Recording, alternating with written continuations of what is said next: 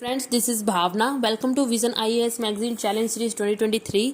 आज हम इसमें करेंगे अपने जो न्यूज़ इन शॉर्ट वाला टॉपिक रह गया था पॉलिटी सेक्शन का। This is the last topic. हमारा पॉलिटी सेक्शन आज ख़त्म हो गया है। This is very good thing and happy to say that, right. उसके बाद चलो without wasting the time let start our today topic, that is the bar council of India. Currently Bar Council notify rules for registration and regulation of foreign lawyers and foreign law firms in India 2022। मत समझाती हूँ अभी आपको मैं क्या लिखा है। इसमें लिखा है कि जो बार काउंसिल ऑफ इंडिया है उन्होंने कुछ रूल्स को नोटिफाई किया था कि जो हमारे पास फॉरेन लॉयर्स हैं, ठीक है ना, एंड जो फॉरेन लॉ फर्म्स हैं वो किस तरह इंडिया में आएंगी और प्रैक्टिसेस को करेंगी, ठीक है ना। अभी देख लेते हैं उसके लिए कुछ ना इन्होंने रूल्स लेकर आए कि किस तरह से अपनी प्रैक्टिस करेगी। रूल्स देख लेते हैं क्या क्या रूल्स दिए हैं हमारे पास जो बार काउंसिल ऑफ इंडिया है उसने। पहले बार काउंसिल ऑफ इंडिया देख लेते हैं क्या है, फिर देखते हैं उन्होंने कौन से रूल्स दिए। It was establish by parliament. Bar council को इस्टेब्लिश किया गया था पार्लियामेंट के द्वारा अंडर एडवोकेट एक्ट 1961 के तहत to regulate and represent Indian bar, ताकि रेगुलेट किया जा सके और रिप्रेजेंट किया जा सके इंडियन बार को।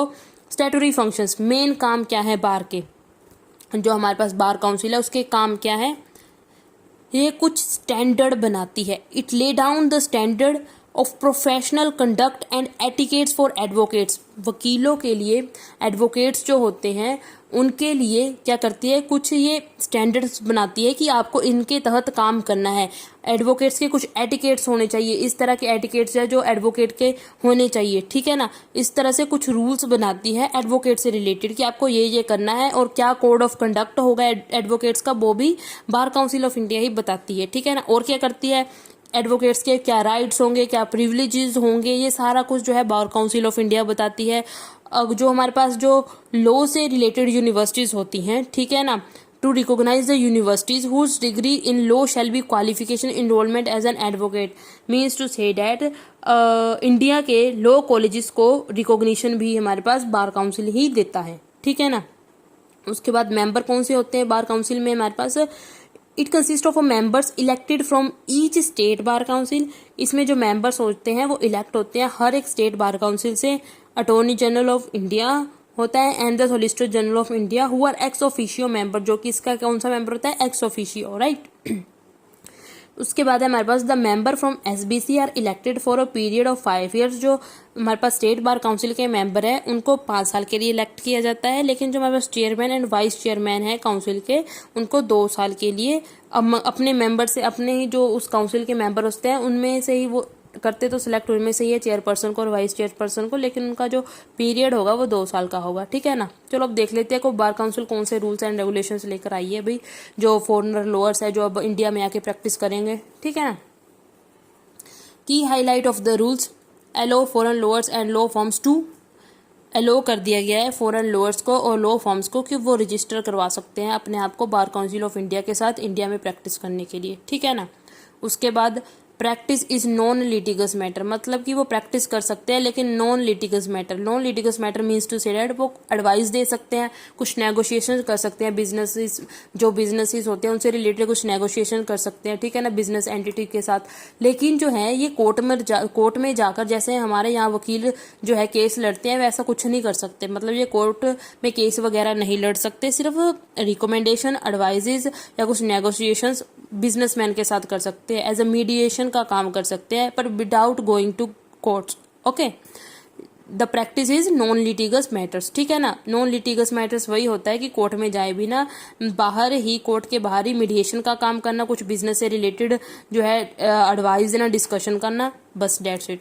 एडवाइस इंडियन क्लाइंट्स को एडवाइस दे सकते हैं, किससे रिलेटेड इंटरनेशनल लीगल इश्यूज है उनसे रिलेटेड एडवाइस दे सकते हैं। However, they will not be allowed to appear before any court, किसी भी कोर्ट में जाकर नहीं जा सकते, वो ट्रिब्यूनल्स में नहीं जा सकते और कोई भी रेगुलेटरी अथॉरिटी उसमें वो नहीं जा सकते। But is the significance of the move, why the move is taken, ठीक है ना, क्यों लिया गया ये मूव और क्या सिग्निफिकेंस इसका।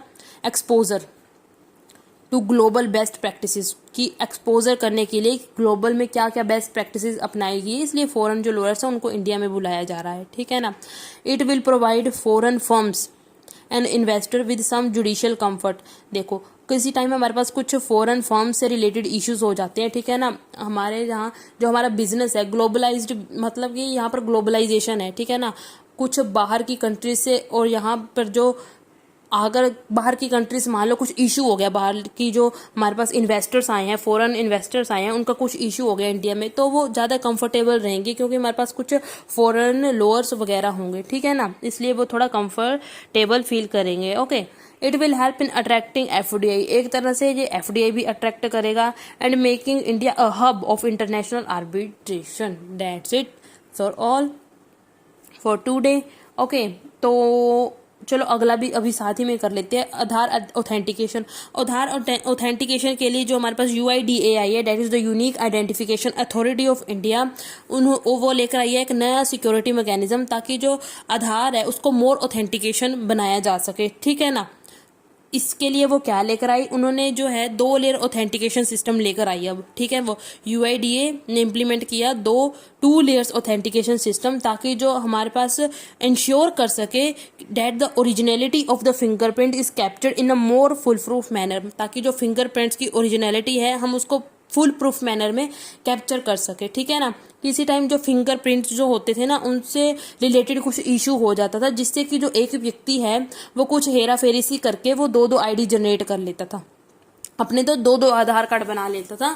इसलिए फिर वो लेकर आए नया जो सिस्टम है, ये 2 लेयर ऑथेंटिकेशन वाला सिस्टम लेकर आए, ठीक है ना। अब फिंगरप्रिंट वाला जो था उसको फुल प्रूफ कर दिया गया है, ठीक है ना। देखिए कैसे फुल प्रूफ किया गया है, जब 2 सिस्टम किस तरह से अब लागू होगा। इसमें क्या होगा, artificial intelligent based mechanism capture both the fingerprint image and the finger minutia, मतलब कि अब जो ये मैकेनिज्म है ये कैप्चर करेगा, AI बेस्ड मैकेनिज्म है जो कैप्चर करेगा हमारे फिंगरप्रिंट की इमेज, तो लेगा ही लेगा, साथ में जो फिंगर मिन्यूटिया है that is the major features और आर फिंगरप्रिंट इमेज वो भी ले लेगा, ठीक है ना।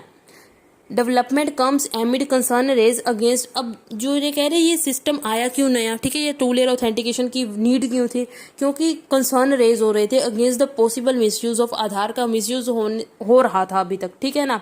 इसलिए कुछ इश्यूज आ रहे थे, कंसर्न्स आ रहे थे, इसलिए ये सिस्टम को लेकर आया गया, मैकेनिज्म को लेकर आया गया, ठीक है ना। देखिए ये कुछ कंसर्न्स क्या थे, Aadhaar system treat all 10 finger print as one entity and has by varying set of fingers a new ID can be created. कह रहे कुछ टाइम जो है जो फिंगर से रिलेटेड कुछ हेरा फेरी करके लोग नई ID को क्रिएट कर रहे थे, ठीक है ना। और जो सिस्टम है वो अनएबल था to differentiate between a real fingerprint and the silicon imprint, वो थोड़ा अब कंफ्यूज आ गया था, उसको पता नहीं चल रहा था कि ये फिंगरप्रिंट है वो रियल है या सिलिकॉन इम्प्रिंट है, ठीक है ना। It is not conducting facial biometric machine while creating IDs, और एक तो ये भी कंसर्न था कि ये फेशियल बायोमेट्रिक, मतलब कि हमारे फेस को नहीं रिकॉग्नाइज करता during the time of creating IDs, मतलब कि सिर्फ फिंगरप्रिंट से ही जो है ID क्रिएट हो रही थी।